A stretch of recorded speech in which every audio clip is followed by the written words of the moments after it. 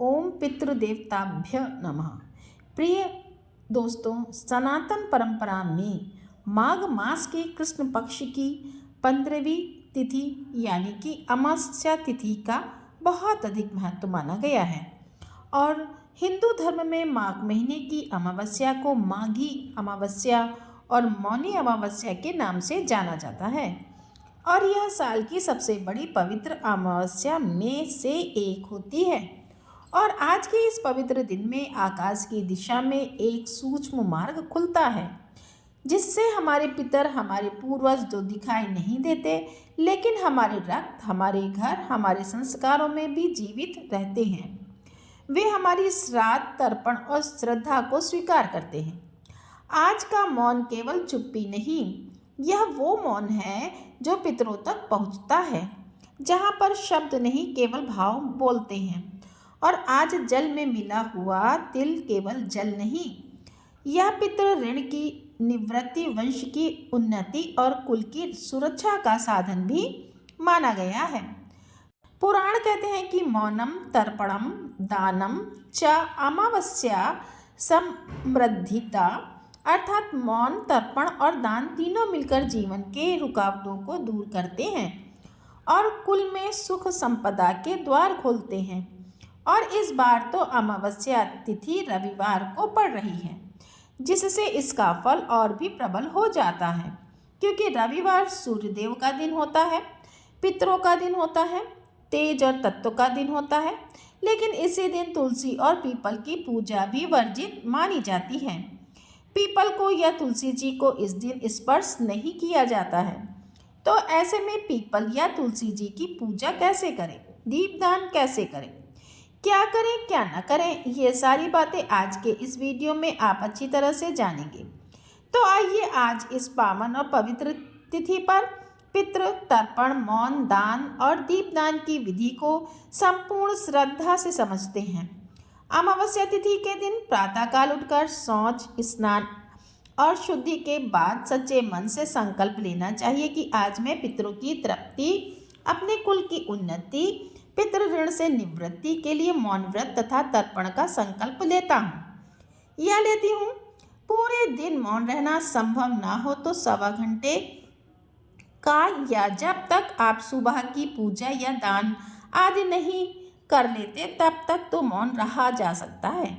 संकल्प लेने के लिए दाहिने हाथ में थोड़ा सा जल और काले तिल मिलाकर संकल्प लेने के बाद आप संकल्पित जल को भूमि पर छोड़ दीजिएगा। इसके बाद पितरों को तर्पण प्रदान किया जाता है। दक्षिण दिशा पितरों की दिशा मानी जाती है, तो दक्षिण दिशा की तरफ मुँह करके जल, काली तिल, कुशा, इनसे पितरों को जल तर्पण किया जाता है और इन मंत्रों का जाप किया जाता है। पितृभ्यः स्वधः नमः, स्वधः नमः, स्वधः नमः या ओम पितृदेवताभ्य नमः। इस तरह से 3 बार या 5 बार तर्पण करें। अब सूर्य देवता को भी तांबे के लोटे में जल, अक्षत, लाल पुष्प और लाल चंदन डालकर जल अर्पित करते हुए ओम भास्कराय नमः या गायत्री मंत्र का जाप करें। इसके बाद अपने घर के मंदिर में आप जिस तरह से भी पूजा करते हैं आप पूजा कीजिए। अपने आराध्य देवी देवताओं का पूजन करने के अलावा यदि आपने गुरु मंत्र लिया है तो गुरु मंत्र का आपको जाप करना चाहिए। इस दिन पितरों की संतुष्टि के लिए श्रीमद् भागवत गीता के 7वें अध्याय का आपको पाठ पढ़ना या सुनना चाहिए। संभव हो तो आसपास मंदिर में जाकर मंदिर में पूजा करें, शिवलिंग पर जल या दूध अर्पित करें और इस दिन भर उपवास रखने के बाद शाम के समय दीपदान अवश्य करें, क्योंकि पीपल और तुलसी जी की पूजा रविवार के दिन निषेध मानी जाती है। तो मन में ध्यान करते हुए आप पूजन कर सकते हैं। और शाम के समय आपको दीपक कहाँ कहाँ जलाना चाहिए, तो सबसे पहले घर के मुख्य द्वार पर एक दीपक पितरों के नाम का, या यदि आपके घर में पितरों का चित्र है तो वहाँ पर आप जला सकते हैं। घर पर या छत पर दक्षिण दिशा की ओर मुँह करके जला सकते हैं। किसी जलाशय, बहते हुए जल, नदी, कुआं या जो भी जल स्थान हो, साफ सुथरी जगह हो, वहाँ पर आप दीप जला सकते हैं। गौशाला में या गाय के आसपास दीपदान कर सकते हैं। शनिदेव के समीप तिल अथवा सरसों के तेल का दीपक जला सकते हैं। और उत्तर दिशा की तरफ, क्योंकि माँ लक्ष्मी जी का वास माना जाता है, तो उत्तर दिशा की ओर मुख करके एक दीपक माँ लक्ष्मी जी के नाम से भी इस दिन जलाना चाहिए। इस दिन दूर से ही तुलसी जी या पीपल में वास करने वाले सभी देवी देवताओं का ध्यान करते हुए, पीपल का ध्यान करते हुए आपको दूर से ही दीप दिखाकर दीपदान करना चाहिए। यह दीपक जलाकर आपको अपने मंदिर में या घर के मुख्य द्वार पर रख देना चाहिए। और ध्यान रखिएगा, चाहे घर के मुख्य द्वार पर आप दीपक जला रहे हों या कहीं पर भी जला रहे हों, डायरेक्ट भूमि पर नहीं रखना चाहिए। काले तिल या अक्षत या पुष्प का आसन देकर ही दीपक जलाना चाहिए। दीपक जलाते समय भाव रखें कि यह प्रकाश मेरे पितरों तक पहुँचे, उन्हें संतुष्टि प्रदान करे और उनके मोक्ष मार्ग में सहायक हो, और हमारे पितरों की कृपा सदैव हमारे परिवार पर बनी रहे। पितरों की कृपा पाने के लिए आज के दिन क्रोध नहीं करना चाहिए, झगड़ा नहीं करना चाहिए, निंदा या बुरे विचार मन में नहीं लाना चाहिए, मांस मदिरा का त्याग करना चाहिए, लहसुन प्याज का सेवन नहीं करना चाहिए, व्यर्थ में अनावश्यक रूप से खर्च ना करें और घर पर आए हुए याचक को खाली हाथ ना लौटाएं। दान में इस दिन क्या क्या देना शुभ माना जाता है, तो आज के दिन तिल, अन्न, गुड़, घी, गर्म वस्त्र, कंबल, फल, तेल आप सरसों का या तिल का दोनों किसी का भी ले सकते हैं। इसके अलावा जल दान आप कर सकते हैं। मिट्टी के एक घड़े में जल भरकर आप दे सकते हैं। दीप दान करना और दक्षिणा देना। इसके अलावा गौ सेवा या गौशाला में चारे आदि का भी प्रबंध करना या गौ माता को भोजन खिलाना, ये सबसे श्रेष्ठ दान माने जाते हैं। ब्राह्मण, गौ अथवा अभावग्रस्त लोगों को भोजन कराना भी सर्वश्रेष्ठ दान होता है।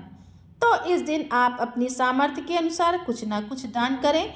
जो भी व्यक्ति इस दिन मौन, तर्पण दान, दीपदान, जप या भोजन दान करता है, उसके कुल में पितृ प्रसन्न होते हैं, पितृदोष दूर होता है, संतान सुख प्राप्त होता है, दरिद्रता दूर होती है, रोगों में शांति मिलती है, कार्य सिद्धि होती है, समाज में खूब मान सम्मान मिलता है। व्रत रखने वाले भक्तों को मौन रहकर ही शाम के समय फलाहार करना चाहिए। शाम के समय आप हल्का सात्विक फलाहार कर सकते हैं, जैसे आलू, लौकी, कुट्टू। ध्यान रखें, नमक का सेवन करने से जहाँ तक हो सके बचें। बहुत ज़्यादा जरूरी हो तो सेंधा नमक से बना हुआ फलाहार भी आप कर सकते हैं। हर तरह के फल और हर तरह के ड्राई फ्रूट्स आज के दिन आप सेवन कर सकते हैं, क्योंकि मौनी अमावस के दिन भवरी भी दी जाती है। पीपल के पेड़ की 108 बार परिक्रमा भी की जाती है। तो ऐसे में आप सोमवार के दिन सुबह सुबह जितनी जल्दी हो सके सूर्योदय तक पीपल की और तुलसी जी की पूजा भी कर सकते हैं। मौनी अमावस्या के दिन आप अपने पितरों के नाम से किसी सार्वजनिक जगह पर, किसी तालाब आदि के किनारे या किसी ऐसी जगह पर जहाँ पर आप किसी एक पौधे की देखभाल अच्छे से कर सकते हैं, उसके बड़े होने तक वहाँ पर आप कोई छायादार या फलदार पौधा लगा सकते हैं, और उसके बड़े होने तक आपको उसकी देखभाल करने का भी संकल्प लेना चाहिए। तो यह थी दोस्तों आज की वीडियो। उम्मीद है जानकारी आपको पसंद आई होगी। अगर आप अमावस्या की तिथि, शुभ मुहूर्त और कथा के बारे में जानना चाहते हैं तो इसकी वीडियो हमारे चैनल पर आपको अलग से मिल जाएगी।